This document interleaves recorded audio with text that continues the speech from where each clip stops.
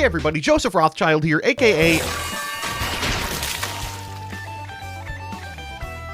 And we are back with another thread. Today we're talking about Yu-Gi-Oh's worst formats ever that didn't happen in the TCG. Over the 25-ish years that Yu-Gi-Oh's been around, there have been a ton of ways to enjoy the IP. From the paper card game in the TCG and the OCG, to official online simulators like Duel Links or Master Duel, to fan-created formats and spin-off video games. And the one constant in all of these is that things always tend to break. So today I want to focus on some of the more frustrating formats that didn't happen where you'd expect. And I'm beginning with this one. Are you guys familiar with Duel Generation? I remember after college, I was shocked to see that there was an official way to play Yu-Gi-Oh! Online using an iOS device. It's this, Duel Generation. The purpose of this application was you would go through like a series of duels that happened in the anime and then beat them 6 times a piece. It was just artificially designed to take forever. But you could also build your own deck based on the cards you win and duel other people online. That said, it was very difficult to get cards. There wasn't really a crafting system. It was just drops from individual duelists, and the drops left a lot to be desired, which meant you had to gacha pull. And it was a 2014 gacha. They didn't really understand what a gacha was supposed to look like yet. They were just like, give us $50,000 if you want something competitive. If memory serves, the best deck was Dragon Ruler, but I encountered it very little the few times that I actually booted up the competitive aspect of the game. That's because to get it, you'd have to shell out an unbelievable amount of money on a pack in which nothing was determined. This game has since sunset, so, you know, good luck if you wanted to try this out for yourself. Yu-Gi-Oh! World Championship 2006 on the Game Boy Advance. So if you're unfamiliar, the first couple World Champs games had world tournaments associated with them. In the spot that we would use for Master Duel, they would have people boot up their Game Boy Advances and link battle each other. At Worlds that year, Kenji Watanabe built a Reversal Quiz FTK deck. Now, of course, you have to be at a staggeringly low life total for this to actually work, which seems impossible looking at the cards that you're seeing in front of you. But in Yu-Gi-Oh! World Championship 2006, there is a bug where Angel of Creation Venus can fail to find Mystical Shine Ball. This means you can just fire it and fire it and fire it and fire it, getting your life total down to the necessary amount of life to fire off your FTK tools. Event goers watched him win the final match in 2 turns. Dustin Knight says, Yu-Gi-Oh! Online Gunslinger events. To win these, you had to win 7 singleton games in a row, and it was the only way to get Necrofear, Destiny Board, Relinquished, Ultimate Moth, and Dark Red Enchanter that were staples for Tier 5 jank,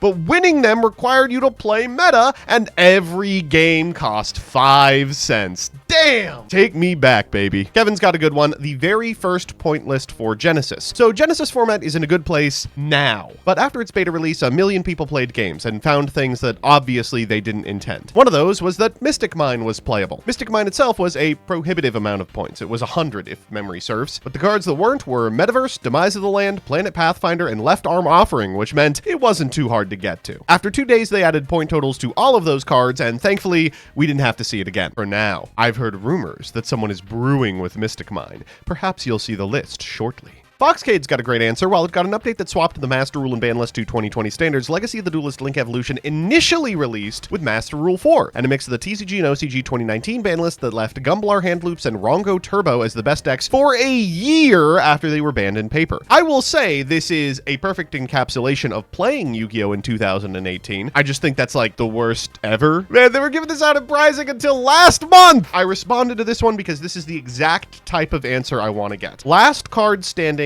episode 25, the final episode. For those of you who are unfamiliar with Last Card Standing, Farfa made a tournament in which all the cards that won were banned. So by the 25th episode, people were playing with horse shit. Almost no spell trap removal, so it was nearly impossible to justify the remaining extra deck monsters. Before we petitioned Farfa to let us ban about 300 trap cards, this Pac-Man list would trap you under your own Junk Sleep Mysterious Guard. That's like... so bad. Oh wait, they went on further to say some might argue LCS 24 was actually worse, and that's probably a pretty decent case to argue because the best deck strategy by far was this horrible engine where you would redeemable jar the Great Noodle Inversion every turn so you could search anything. The best spell trap removal was Twister. There have been a lot of Duel Links answers in this thread, but this is the one I'm choosing to hone in on. It says, this is from Victor Kirby and says, Duel Links has multiple unfun FTK formats. The most painful was when people realized you could FTK with Nurse Reficule the Fallen one and the Paths of Destiny. Now, this is a classic burn FTK in Yu-Gi-Oh! Called Nurse Burn, but this one was a little different because it required use of a glitch with the Sartorius skill. So the Sartorius skill, Master of Destiny, has been playable a number of times.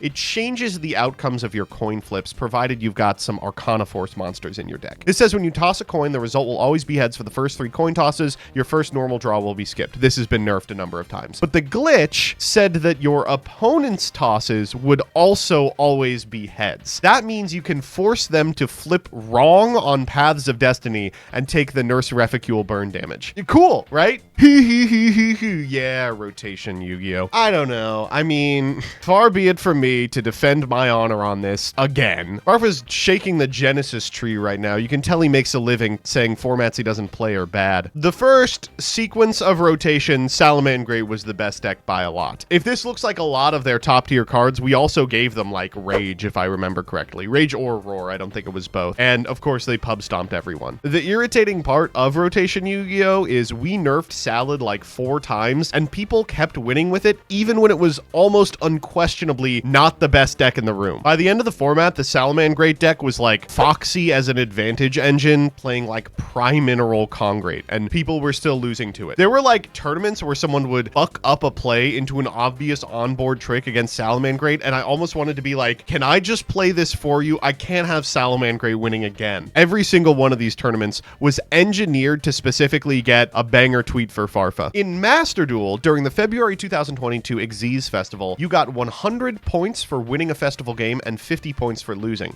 So people figured out almost immediately, since surrenders didn't count, the best way to min-max point grinding was just to kill yourself. And as a result, they optimized a deck designed to lose yourself the game. They patched this by making a win count for 500, which has really saved me a lot of time personally. I love Progression Series, SEMO, and all the other ones, but when they hit Invasion of Chaos, they basically play the exact same list safely until Synchro or Xyz format, or both duelists gentlemen's agree out of it or ban it. This is actually why we made Progression Playoffs work the way it did, because after you unlock the Chaos deck, there is no reason to play a single card printed during GX. Like, nothing comes remotely close for like years in Sealed. Cora says, if you play against only the AI, you'll never experience this, but the format for this game is Infernity/Frog FTK format. Hilarious. It's made even worse because the animations are so slow and agonizing, as the game was not designed for 30-step combos. The game is still goated though. I will say, as someone who during all of the Yu-Gi-Oh! Video games did my best to play like some kind of bullshit FTK or OTK deck, the reward for sitting through 55 animations was you got to know you were breaking the limits of the game. Lettuce has a good one. In the early days of Rogue's format, a fan format in which every card that ever topped was banned, there was a long period in which the best deck by a mile was Weather Painters. As the only deck capable of putting out Omni Negates, the minimal removal present was just not enough. It's funny to think the way to balance this would be for some enterprising young fellow to go to an event with Weather Painter and top. Like, I'm doing this for the benefit of a format that specifically excludes me right now. This one's funny. For a brief time in Common Charity from July 2025 to November 2025, Oshlon U1000 became the bane of the format as it turned Melodious from a strong tier 1 deck into a tier 0 deck. They went from setting up 2 Omnis and a rank 4 to also setting up a Searched Christia and Draco Sepelia. They explain the combo here. Ostinato's a 1 card. The Omni negates are Vortex Dragon and AI Trap. After making Code Igniter to search Cyber Sage, you reveal it off Ashulon to search Benten. Benten searches Christia. Then you pendulum out the Christia. Sage fuses into Drago and links into Decode. God, this is a deck that really makes me think some alt formats still got it, bro. Some alt formats still got it. This is beautiful. Deckmaster is a great answer here. The official Deckmaster rules are just incomprehensible. If they work how they read, there's really only one Deckmaster worth playing, and it's the Last Warrior from Another Planet. Absent that, it's like Nightmare Griffin or